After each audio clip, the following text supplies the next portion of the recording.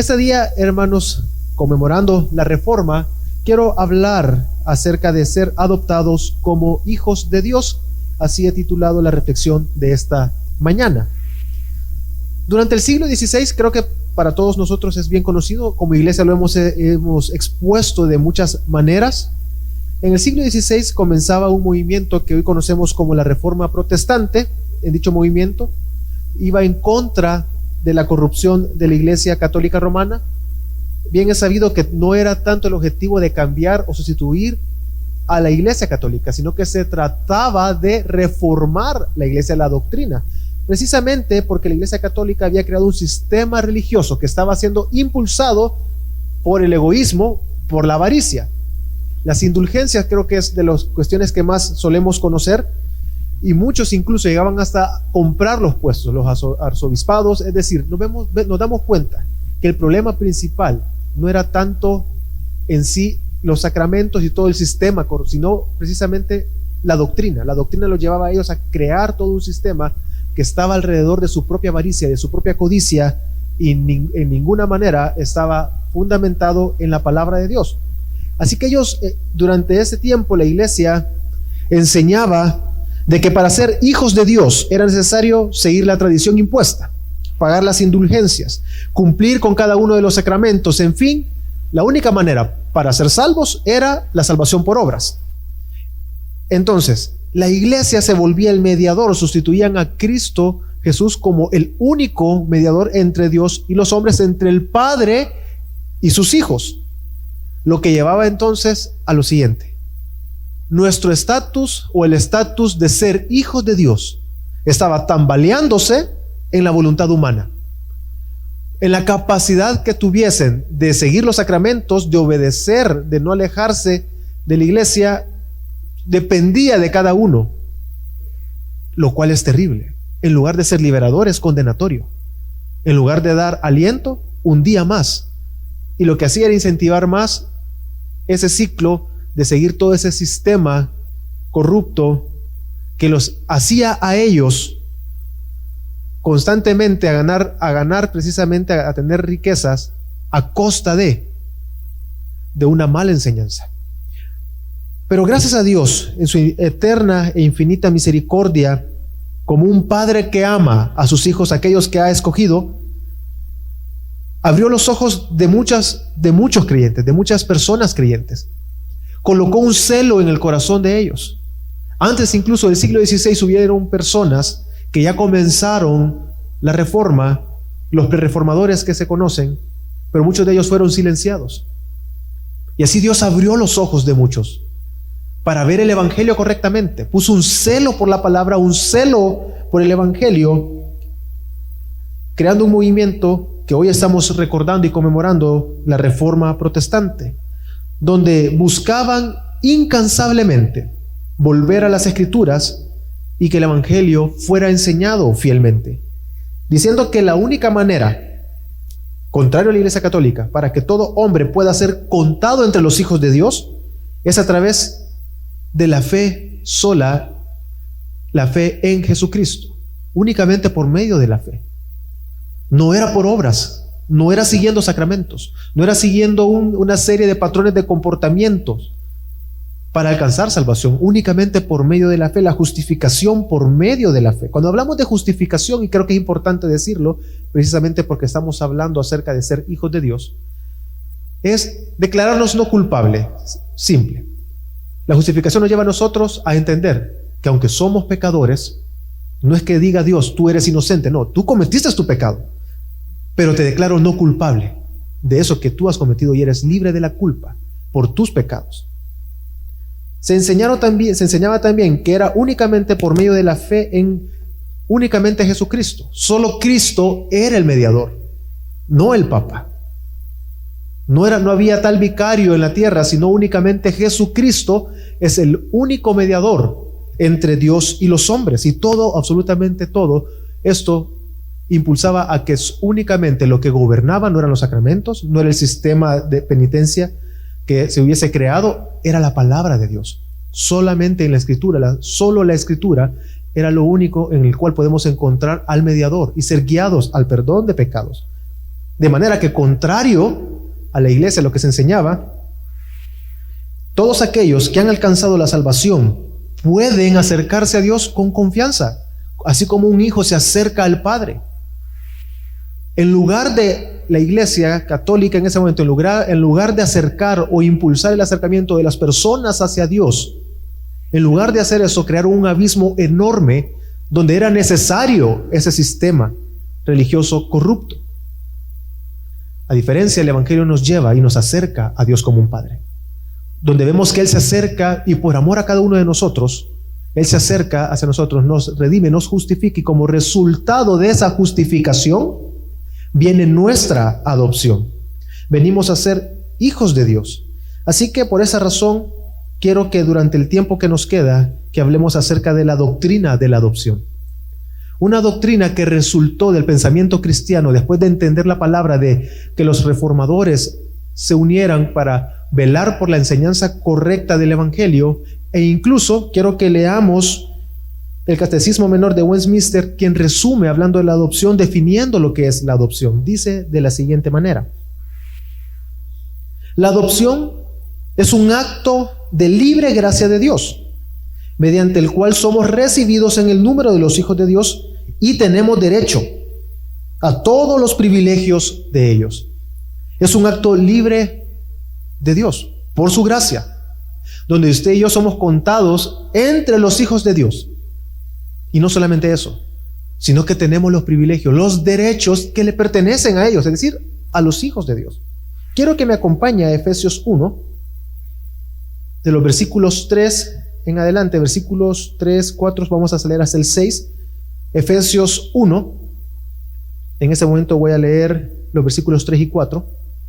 Efesios 1 dice de la siguiente manera: bendito sea el Dios y Padre de nuestro Señor Jesucristo, que nos ha bendecido con toda bendición espiritual en los lugares celestiales en Cristo, según nos escogió en Él antes de la fundación del mundo, para que fuéramos santos y sin mancha delante de Él en amor. Pablo lo que está diciendo acá, que digno o digna es de alabar la obra de nuestro Padre por medio de Jesucristo.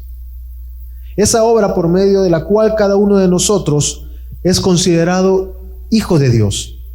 Y lo que nos está diciendo esto es que nuestra adopción, hermanos, viene únicamente por medio de Dios, y que Él lo había planeado desde el inicio. Es algo que Él ya había establecido desde antes de la fundación del mundo. No depende de nosotros. Fuimos escogidos en Cristo, para ser hijos de Dios, y nunca, pero nunca como resultado de la obra humana. Y esto era totalmente contrario a lo que enseñaba en ese momento la iglesia, que era necesario las obras para la salvación. Es decir, para ser hijos tienes que obrar bien, y si quieres seguir siendo hijo, tienes que seguir obrando bien y depender de este sistema de sacramentos para tú seguir siendo hijos. Pero la palabra de Dios no dice eso. La palabra de Dios lo que nos está diciendo es que Dios, el Padre, desde antes de la fundación del mundo ya nos había escogido. Vea a su hermano que está a la par, vea para un lado, vea a su otro hermano que está a la par. Probablemente no es tan guapo como usted,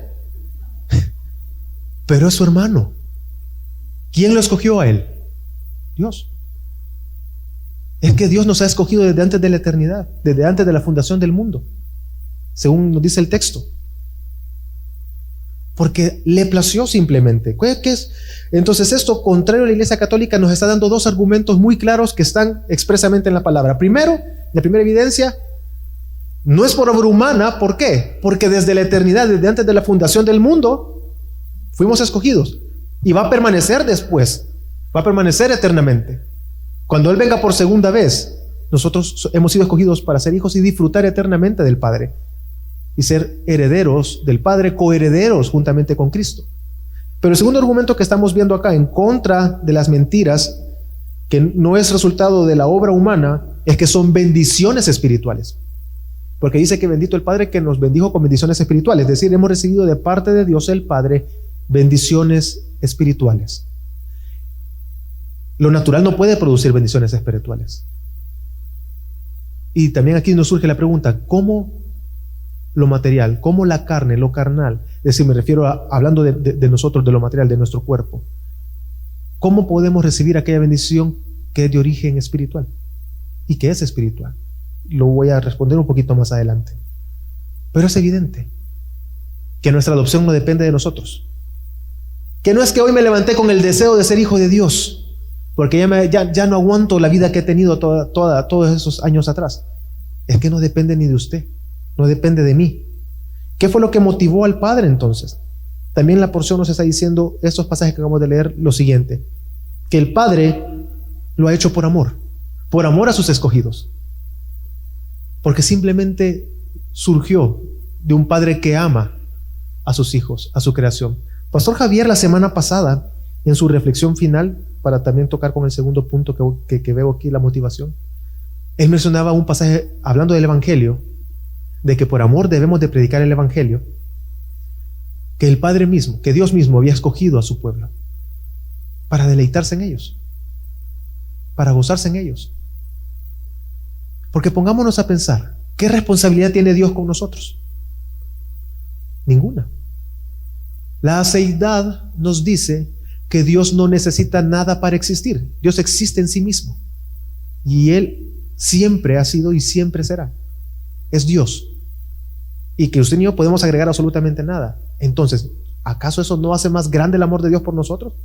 Porque ¿qué compromiso tenía con nosotros? Pero lo hizo. ¿Por qué? Por amor. Y lo segundo es, que nos dice la porción, es por el beneplácito del Padre. Es decir, aquello que Él quería hacerlo, porque se gozó en hacerlo, quería hacerlo. También hace referencia a, cuando hablamos de beneplácito, a algo que dice a alguien que hacer, pero en este caso nadie le dice nada al Padre. Entonces, ¿qué decir? Porque quiso hacerlo. Más de alguna vez he encontrado a mi hijo: ¿y por qué estás dibujando? Y me contesta con gracia: porque quiero y porque puedo, ¿ves? Porque saber dónde lo escuchó, pero me contesta con cierta gracia. Lo que me está diciendo es: lo quiero hacer y punto. Quiero dibujar. ¿Quién de nosotros podemos cuestionar al Padre en sus decisiones? Si Él no necesita nada y no nos debe nada a nosotros, ¿por qué lo hizo? Porque quiso hacerlo, por amor. Porque amó a sus escogidos desde antes de la fundación del mundo. Lo amó a usted, me amó a mí y nos escogió desde antes de la fundación del mundo. Nada tenía Él que hacer ni responsabilidad con nosotros. Piensa en lo siguiente. Pensemos en un muchacho, ladrón, criminal, terrible. Tal vez la representación misma del mal. Y este muchacho está a punto de ser juzgado por sus crímenes. Va a ir delante del juez. Él odia al juez. Odia al juez porque representa ese sistema de justicia que no le permite a él ser un criminal. Porque él se goza en matar gente. Él disfruta hacer la maldad y se goza. Pero está tan lleno de odio, de resentimiento en contra de ese juez que lo va a juzgar, porque representa todo aquello que él odia y que le impide, porque ha caído en esa culpabilidad y remordimiento de que él no puede disfrutar de la sociedad por cómo lleva su vida. Y odia a ese juez. El juez se acerca y lo ve al muchacho y se compadece de él. Su corazón se compadece, quiere ayudarle, tiene compasión de él, se quiere acercar para ayudar. Y creo que va entendiendo por dónde vamos y hasta dónde estamos apuntando o caminando en este ejemplo que me acabo de inventar. Bueno, me lo inventé hace un momento. Viene el juez y dice: ok, este muchacho es culpable, hay que castigarlo, porque el juez es un juez justo y no va a dejar sin castigo tal acto de maldad. Pero quiere ayudar. Así que pide al juez, pide a su propio hijo, toma su lugar. Voy a volver a eso después. Entonces el juez logra su cometido, lo que él deseaba hacer: ayudar a ese muchacho. Una vez terminado el juicio y declarado no culpable el muchacho, le dice: ok, ven, ya te puedes reinsertar o puedes reinsertarte en la sociedad. Así que toma, te voy a dar educación, te voy a dar una nueva ropa, una forma de vestir distinto, te voy a dar un empleo y ten cuidado, vete y forma parte de la sociedad, haz el bien. ese hombre sería digno de recordar. Ese juez sería muy digno. Y ese juez es alguien bueno. Pero digamos que no se quedó ahí el juez, sino que después de haber ayudado al muchacho, después de haber hecho todo eso con él, se le queda viendo y con amor le dice: ¿sabes qué? Te voy a dar mi apellido. Vas a ser parte de mi familia de ahora en adelante. Todo lo que tengo te va a pertenecer y va a ser tu herencia. Y tú me vas a representar de ahora en adelante. No importa lo que hayas hecho, asesino, criminal, que disfrutabas y gozabas en la maldad, ahora ya no lo haces. En ese muchacho el odio ha desaparecido ya. Y surge en él gratitud y amor por ese juez que ahora es su padre y que él porta el apellido de ese señor. Pues Dios ha hecho eso y mucho más por nosotros. Dios nos vio en nuestra maldad y nos escogió. No es que Dios no conociera nuestra maldad, pero increíble es que Él, no considerando nuestra maldad, Él decidió adoptarte como hijo, para que formaras parte de la familia de la fe. El Padre a nosotros nos regenera, es decir, nos da una nueva naturaleza, cambia nuestro corazón de piedra por un nuevo corazón de carne que ya no siente odio por ese juez justo, sino que siente amor por Dios y podemos acercarnos delante de Él. Él nos justifica, es decir, nos declara no culpables.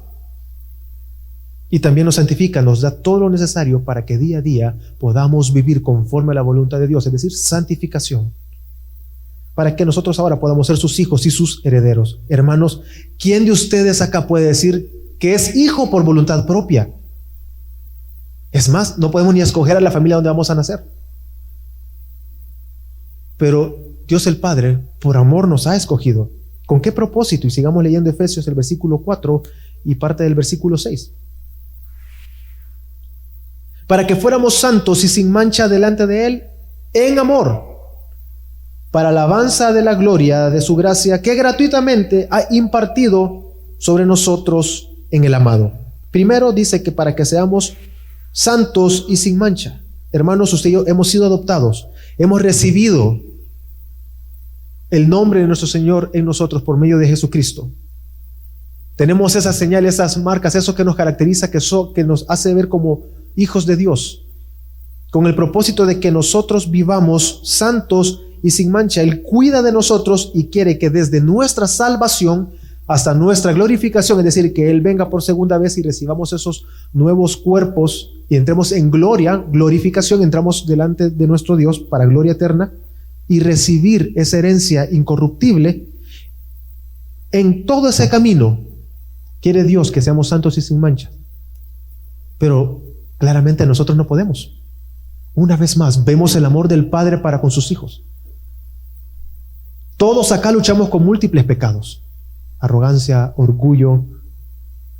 A nuestra mente vienen muchos pensamientos los cuales nos están tentando, nos tientan y nos impulsan a pecar. Pero Dios en su eterna misericordia y su gracia, aquellos que tiene por hijos, a ellos los ha cuidado y a nosotros nos cuida y nos da un espíritu de adopción que da testimonio en nuestra mente, en nuestro corazón, de que somos hijos de Dios y nos detiene para no pecar. Y nosotros pensamos en lo siguiente: cuando un padre, hablando humanamente en la adopción, adopta a un hijo, hay algo que no podemos hacer. Podemos hacer esa labor, podemos tener ese deseo loable de adoptar a un niño o una niña para darle hogar, educación, pero no podemos cambiar la genética. Ese factor genético que viene del resultado de la unión entre el hombre y la mujer y que es nuestra herencia, yo no puedo ponerlo en un hijo adoptado. No puedo hacer cambios internos en él, sino solo externos. Pero Dios ha hecho realmente un cambio. Él ha dado una nueva naturaleza. Él ha cambiado nuestra antigua manera de vivir, nuestra naturaleza, nuestro corazón de piedra pecaminoso por un nuevo corazón capaz de recibir lo incorruptible como herencia y poder vivir agradándole a Él. Pero aún más, Él nos ha dado un espíritu de adopción que le da a usted testimonio en su corazón y en su mente que es hijo de Dios y que es propio, que viene por la fe en Jesucristo, que nadie lo puede producir. No hay sacramento, no hay nada que pueda producir en su corazón esa seguridad de salvación, esa seguridad o esa convicción de que usted es contado entre los hijos de Dios. Dice Romanos 8, del 15 al 17, Romanos 8, del 15 al 17, de la siguiente manera. Pues no habéis recibido un espíritu de esclavitud para volver otra vez al temor, sino que habéis recibido un espíritu de adopción como hijos, por el cual clamamos, Abba Padre. El Espíritu mismo da testimonio a nuestro espíritu de que somos hijos de Dios. Y si hijos, también herederos. Herederos de Dios y coherederos con Cristo. Y si en verdad padecemos con Él, a fin de que también seamos glorificados con Él. Hermanos, usted y yo tenemos un espíritu de adopción, por el cual clamamos, Abba Padre. Nos convence, nos lleva y nos impulsa a ver a Dios como un Padre, no solamente como un Dios creador, no solamente como aquel que nos justificó, sino como aquel que me amó y me cuida y me ha tomado como hijo suyo. Y podemos acercarnos entonces con seguridad al Padre. ¿Quién más entonces puede regenerarnos a nosotros? ¿Quién más que el Padre es capaz de obrar esto en nosotros? Nadie. Los cánones de Dort dicen de la siguiente manera, hablando de la voluntad del hombre: Dios hace que esa voluntad que estaba muerta reviva, que era mala, se haga buena, que no quería, ahora quiera realmente, que era rebelde, se haga obediente. Él mueve y fortalece de tal manera esa voluntad para que pueda, cual árbol bueno, llevar fruto de buenas obras. Dios ha hecho eso en nosotros. Nuestro corazón no quería. Éramos personas que rechazábamos a Dios. Éramos personas que no queríamos nada con Dios, que no queríamos saber nada de la iglesia.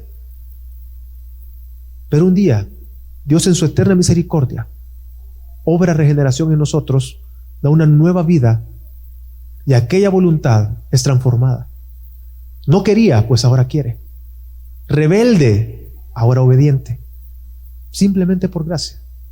Entonces, ¿con qué propósito hemos sido adoptados? Para ser sin mancha, para ser irreprensibles, para ser santos y sin mancha delante de Dios, pero Él mismo obra esto en nosotros. Pero también hay otra razón que dice los versículos 5 y 6. El 6 dice específicamente para la alabanza de su gloria, de Efesios 1, para alabanza de su gloria. Podríamos llegar y concluir de que Dios es un Dios egoísta que solo piensa en Él, porque siempre todo lo hace para su gloria. Todo es para su gloria. ¿Acaso eso no es narcisista? Podríamos decir, pero pensemos, ¿quién es el único santo, perfecto y puro? Dios. ¿De qué sirve que usted y yo tengamos gloria si somos imperfectos? Si somos pecadores. Fuéramos tristes, fuéramos amargados. ¿Por qué?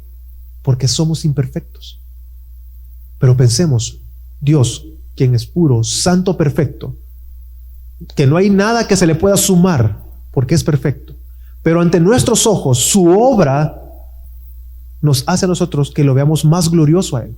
Y mientras mayor es la gloria de Dios ante nuestros ojos, mayor es nuestro gozo, más complacencia hay en nosotros. Entonces, para nosotros es de gran beneficio que Dios haga absolutamente todo para su gloria. Así que todos y cada una de las cosas que Dios realiza apunta a su gloria. Y este es nuestro fin máximo. Nuestro fin para el cual fuimos creados es para que Dios sea glorificado a través de nosotros. Si nosotros pensamos, la adopción humana está pensada para que la herencia no se pierda. Viene alguien, puede tener muchos bienes y eventualmente piensa, ¿qué voy a hacer con estos bienes cuando yo me muera? ¿Quién los va a heredar? Necesito un hijo. Y los hijos están ahí de cierta manera. Una de las razones también es para que los hijos puedan disfrutar esa herencia del padre. Cuando el padre no esté, se continúe el legado de un padre, el legado de la familia, el apellido, hasta que viene un hijo terrible y se acaba toda la herencia. ¿Cuántas familias se han llegado a destruir por una herencia? Y se dividen totalmente por la codicia en el corazón. Llegaron a Jesús y le dijeron, dile que divida su herencia conmigo. ¿Quién me ha puesto de juez entre ustedes? Le dice. Y es que realmente nuestro corazón es corrupto, pero pensemos en lo siguiente, con Dios no es así. ¿Cuántos de nosotros hemos perdido algún padre? Mi padre ya no está, él murió. Los padres ciertamente se extrañan. Ama uno a sus padres. Pero la palabra de Dios nos está diciendo que nuestro Padre es eterno. Es tan increíble que ser hijos de Dios, es tan increíble esto, que no solamente vamos a disfrutar de la herencia eternamente, sino que vamos a disfrutar del Padre eternamente. Nuestra relación con nuestro Padre a través de Jesucristo es algo que no se va a romper. Y eso no viene de ningún sacramento, no viene de la obra humana, es únicamente por obra divina. Permanece para siempre. Es para su gloria. Es decir, no solamente apunta a nuestra realidad hoy, está apuntando a la eternidad, en que aquellos que han sido escogidos como hijos existen y han sido escogidos para que Dios sea glorificado, para que realmente Dios y cada uno de nosotros, Dios sea glorificado y cada uno de nosotros podamos contemplarle a Él eternamente. Pero aquí la pregunta es, ¿cómo lo ha hecho? ¿Cómo hizo esto realidad para nosotros? ¿Cómo nosotros, con nuestra inmundicia, con nuestra maldad, con nuestra forma de pensar, podemos heredar, ser hijos de Dios, ser herederos de Dios? La respuesta es evidente en el Evangelio cuando nos dice que es únicamente por medio de Cristo Jesús.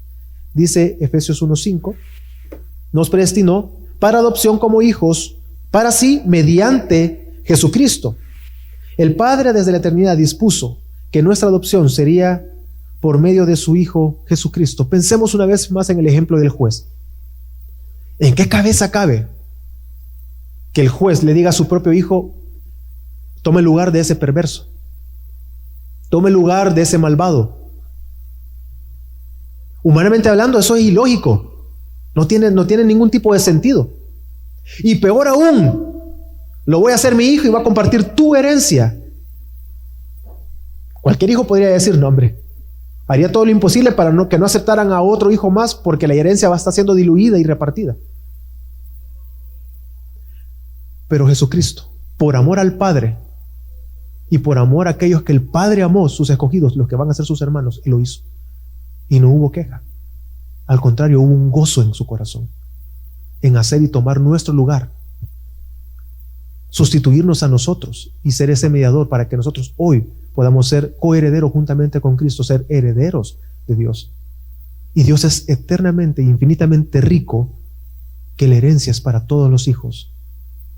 Es vasta para todos nosotros, aquellos que creamos en Él. Entonces, nosotros no simplemente, hermanos, habíamos fallado en algo. Nuestra ofensa es terrible en contra de Dios.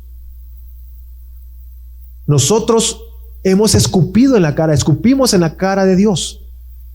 Qué terrible, sí o no, hermanos, es terrible extenderle la mano a alguien, ayudarle y que esa persona inmediatamente después nos desprecie. ¿Cuántos han experimentado eso?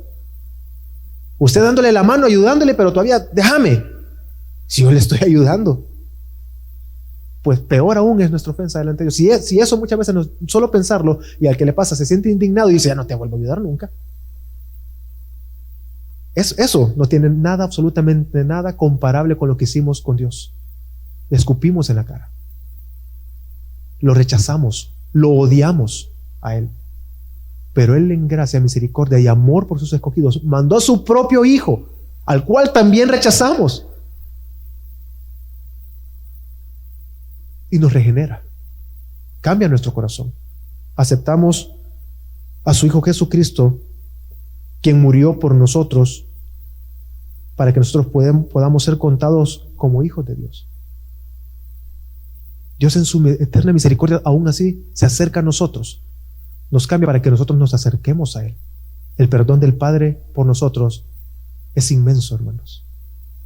Yo recuerdo cuando estaba joven, no me acuerdo la edad, solo recuerdo esto, lo que les voy a contar. Yo una vez inundé la casa. Terrible, terrible, terrible.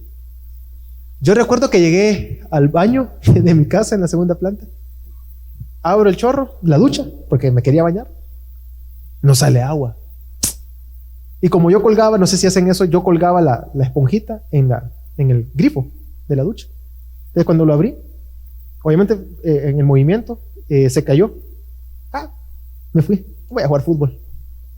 Me fui a jugar fútbol como 3 horas. Venía de regreso a la casa.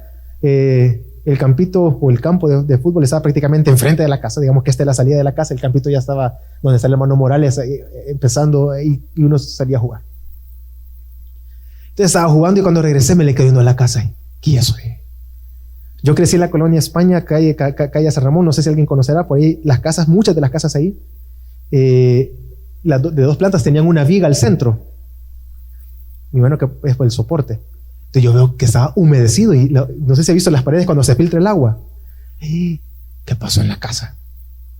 Bueno, y abro la puerta y cuando abro la puerta goteando el techo, toda la casa, y cuando veo el charco de agua y veo arriba la segunda planta, híjole, y mi papá era contador. Y no, la mayoría hace bodegas en las gradas, ¿verdad? Que suele ser para aprovechar espacio, le pone algo y hace una bodeguita en las gradas. Todos los archivos contables mojados. Híjole, mi papá me mata, dije yo. Qué terrible, dije yo. Bueno, ya ni modo, ¿qué voy a hacer, va? Yo bien recuerdo, yo pensaba que de verdad, yo recuerdo, yo tengo muy pocos recuerdos de mi infancia, pero eso no lo olvido. Recuerdo que llega mi papá, obviamente hubo el regaño y castigo, pues obviamente mi papá, bueno, me regañó, pero de verdad yo esperaba que algo más fuese a pasar, porque es que sabía lo que había hecho, era el trabajo de mi padre. Porque yo de alguna manera, porque desde pequeño, desde la adolescencia, mi papá me decía, ayúdame con los libros. Yo hacía teneduría de libros, esos librotes así de los contables que abrían, y a llenarlos, y no podía equivocarse uno, y mi letra más pateada que... Y no podía. Entonces yo entendía más o menos la importancia, por eso me sentía tan preocupado, nervioso, miedo, de verdad yo tenía miedo, pero no olvido que mi padre me perdonó. Y en mi corazón está eso, de que yo no fui rechazado, no fui desheredado, no fui expulsado de la casa, sino que bueno, pasó y me perdonó. Si humanamente hablando yo me sentía agradecido con ese perdón de algo que yo había hecho, que viene después, y lo siguiente era quemar la casa, pero recibí el perdón de parte de mi padre. Pero eso no se compara nada, hermanos, con el perdón que recibimos de Dios por medio de Jesucristo. Él envió a su Hijo para perdonar nuestros pecados. Un simple papel contable, hermanos, no se compara con el perdón.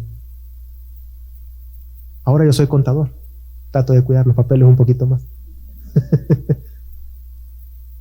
Pero el amor del Padre es tal por nosotros, por sus hijos, que nos ha perdonado, envió a su Hijo Jesucristo. Si un perdón humano de un Padre genera gozo en nosotros, ¿cuánto más debe de generar el gozo en nuestro corazón el perdón de nuestro Padre Celestial? Más aún cuando nosotros éramos incapaces, había una brecha por nuestro pecado tan grande entre el Creador, nuestro Dios, nuestro Padre y nosotros, que no podíamos accesar a Él de ninguna manera, hermano. Pero como un Padre amoroso, Él envió a su Hijo Jesucristo. ¿Y quién de nosotros podría en toda su inmundicia heredar lo que es incorruptible? ¿Cómo participar de las bendiciones y los beneficios del Padre Santo y que Él quería compartir con aquellos que Él había escogido? Mandó a su Hijo en el tiempo correcto porque Él lo estableció. Dice Gálatas 4 y 5. Pero cuando vino la plenitud del tiempo, Dios envió a su Hijo, nacido de mujer, nacido bajo la ley, a fin de que redimiera a los que estaban bajo la ley, para que recibiéramos la adopción de hijos. Cuando vino el cumplimiento, la plenitud del tiempo, es decir, el tiempo que Él había establecido. Dios desde antes de la fundación del mundo nos escoge. Y escoge a todos aquellos antes de que viniera Cristo, porque Él apuntó a Cristo, a su Hijo Jesucristo. En Él me voy a complacer, en su muerte voy a derramar, en ese momento de la muerte Él va a cargar los pecados de todos aquellos que han pecado en contra de mí. Mi ira va a recaer ese día y todos aquellos serán reunidos en un punto en la historia, en el tiempo, en la plenitud del tiempo. Todos aquellos antes de Jesucristo, después y hasta que venga por segunda vez, todos ellos recibirán mi perdón por medio y únicamente en Jesucristo. cuando llegó ese momento adecuado, mandó a su Hijo para el perdón de nuestros pecados. La obediencia del Hijo en tomar nuestra naturaleza humana, pero sin pecado, y obediencia hasta morir en la cruz, es lo que a nosotros ahora nos da acceso a ser contados entre los hijos de Dios. Por eso, una vez más, Romanos 8:17 dice: y si hijos, también herederos, herederos de Dios y coherederos con Cristo. A través, hermanos, de la regeneración, para entender más el tema, la importancia y lo bello de la adopción, que hemos sido adoptados hijos de Dios. A través de la regeneración, hermanos, nosotros podemos acercarnos a Dios. Antes no podíamos porque nuestro corazón no lo quería. Dios nos regenera, da una nueva naturaleza, da un nuevo corazón. Pero eso solamente nos permite acercarnos a Dios. La adopción cambia totalmente nuestra relación con el Padre. Ya no solamente me acerco, como me puedo acercar tal vez a alguien con respeto. Nos acercamos a Él como un padre, como un hijo se acerca a un padre y que no va a ser rechazado y que nuestro Padre nos escucha. La justificación, hermano, nos declara no culpables, nos perdona de nuestros pecados y nos hace ver a Dios como un juez. La justificación, un juez que es misericordioso, pero que es justo, que Él va a castigar al pecador y que no se va a compadecer de aquel que peca e insiste en pecar, en rechazar a su Hijo. La justificación nos hace ver que a la vez es misericordioso y de gracia, pero Él no va a dejar impune al pecador. Pero la adopción nos hace ver a ese juez como un padre. Ese mismo juez me adoptó, me hizo su hijo, me hizo su heredero y nos acerca a Él con amor. Y el Hijo lo hizo con agrado, con amor. Por amor a los escogidos, por amor a nosotros, por amor al Padre. Él en Juan 17 dice: para que el mundo sepa que tú me enviaste y que los amaste tal como me has amado a mí. Por eso lo hizo, por amor al Padre, por amor a nosotros. Y murió en la cruz para que nosotros hoy podamos ser contados entre los hijos de Dios, y esto me lleva a los beneficios que tenemos como hijos de Dios. El primero de ellos es que podemos llamar a Dios como Padre.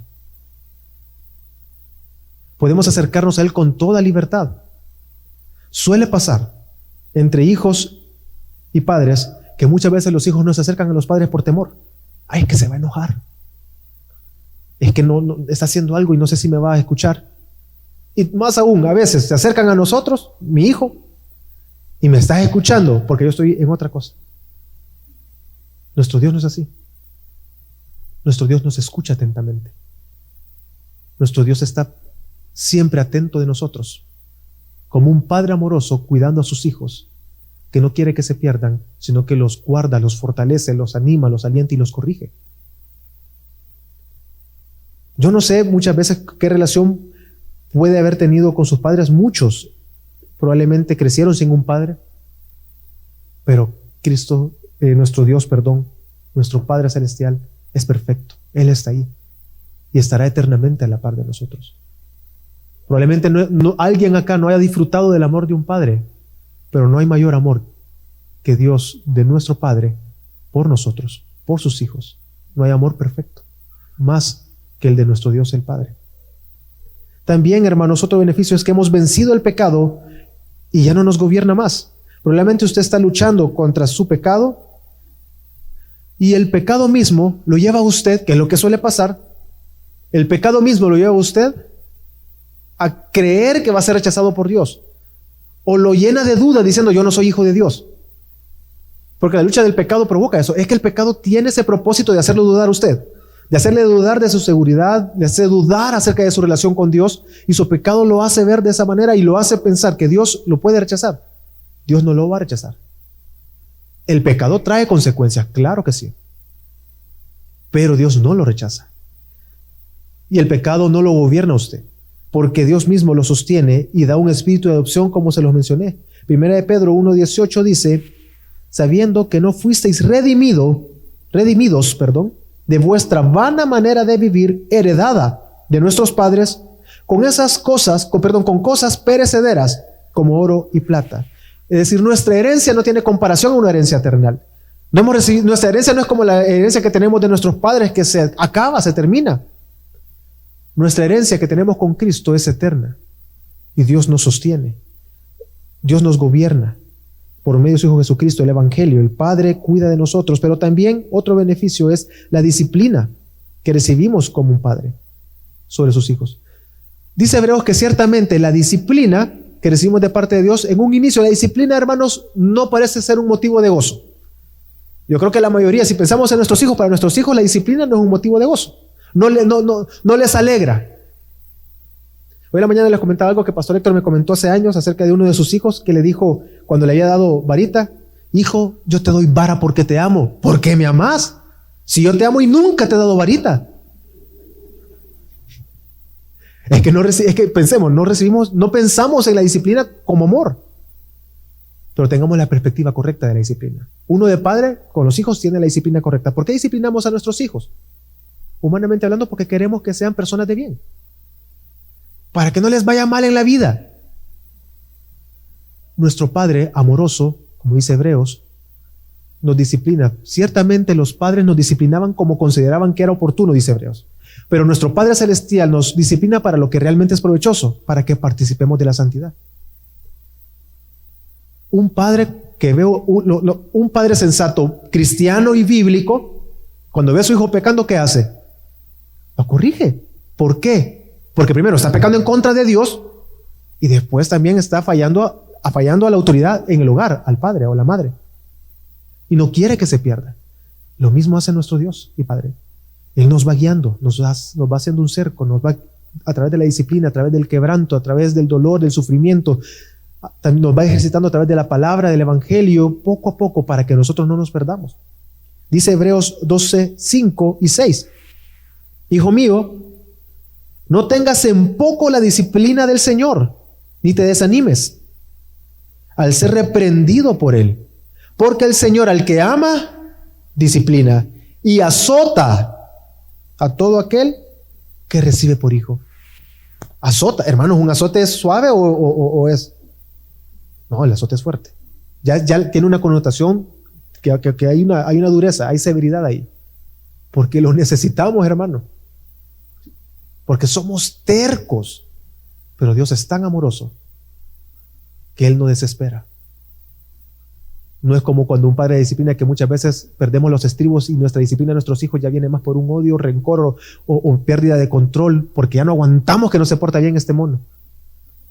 Dios no nos disciplina de esa manera.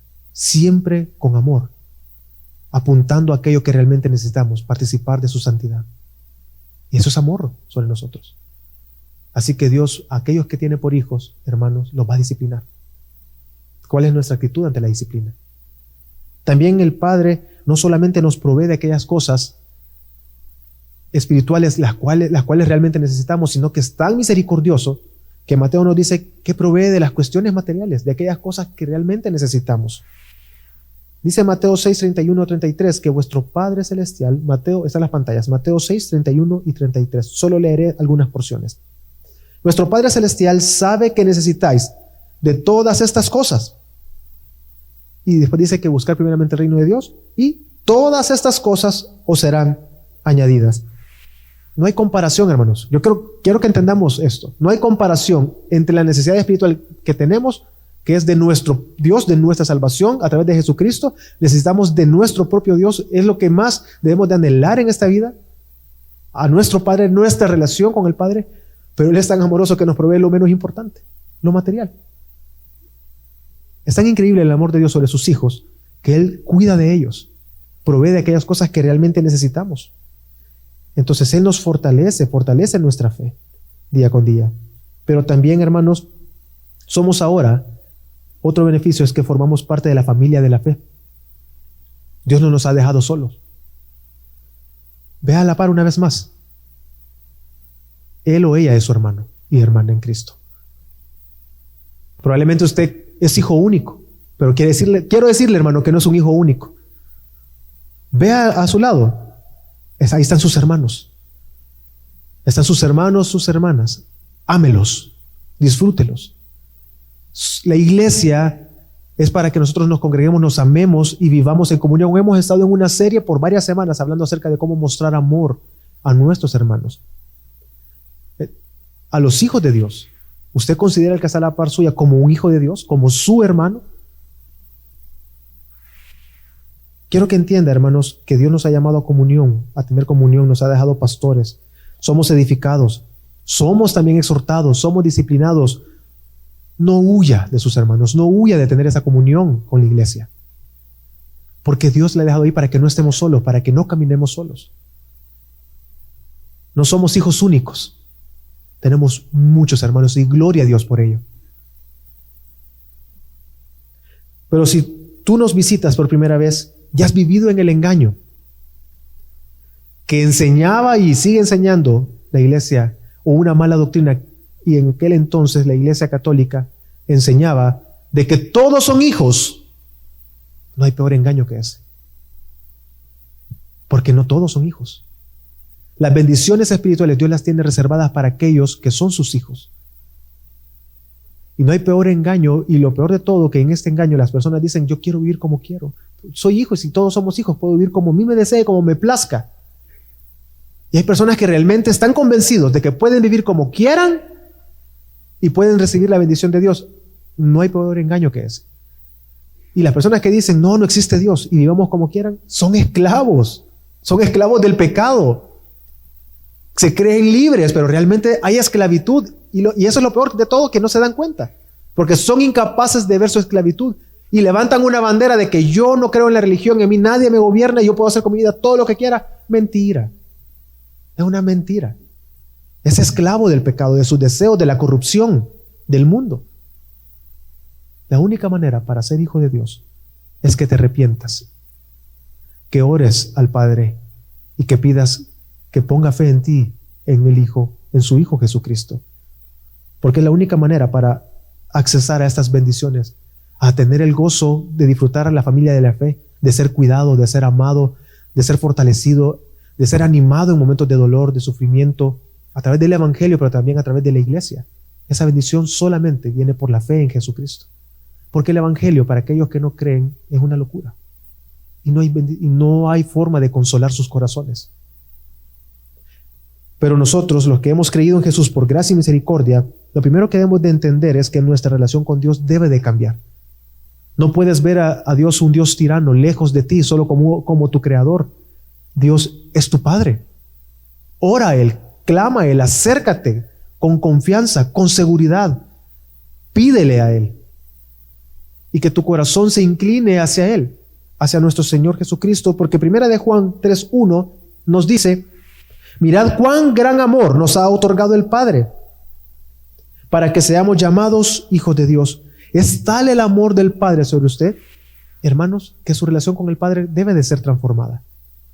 La adopción eso hace. Entender que hemos sido adoptados transforma mi cosmovisión de la iglesia, de mis hermanos, de mi relación con el Padre. Pero también, hermanos, debe de guardar con esperanza todas las promesas y las bendiciones que corresponden como hijos. Es increíble. Dios no tiene ningún compromiso con ninguno de nosotros, pero Él, en su amor eterno por sus escogidos, da promesas, da bendiciones. Y las promesas para el creyente es como el alimento para el bebé, es como la comida para nosotros. Nos nutre, nos fortalece, nos impulsa, nos lleva hacia Dios, porque nos apunta hacia Él. No nos centramos en las promesas ni en las bendiciones. Están ahí para centrarnos en aquel que las da, y las guardamos, porque nosotros como padres terrenales podemos prometer cosas que no cumplimos, pero nuestro Padre Celestial, todo lo que ha prometido, hermano, lo va a cumplir. Y Él vendrá por segunda vez, y Él lo va a sostener, y Él va a guardar de usted, y le da un espíritu de adopción para que dé testimonio en usted que es hijo, y se sienta firme, que a pesar de lo difícil que sea la tentación, a pesar de lo difícil que sea la vida, usted está seguro que tiene un Padre amoroso que está cuidando de usted y que no va a desfallecer, no va a descansar, sino que lo va a guardar a usted. Pero también, por último, hermanos, disfrute de la familia de la fe. Ve a sus hermanos. Está colocado en una iglesia local para que disfrute de sus hermanos. Si usted está solo, encerrado en su cuarto, es porque usted quiere, hermano. Es como aquel hijo terco que se va, odio el mundo y a toda la familia, que yo quiero mi vida solo, y se va al cuarto. Está ahí porque quiere y no quiere disfrutar de la familia de la fe. Cuando salimos con mi familia, con mi esposa y mi hijo, a veces mi hijo me dice: mi hijo es parecido a mí. que nos gusta estar en la casa y no queremos salir. Y mi esposa le gusta que salgamos y compartamos. Y ella me dice, se ríe, Pastor Héctor. Ay, pajaritos.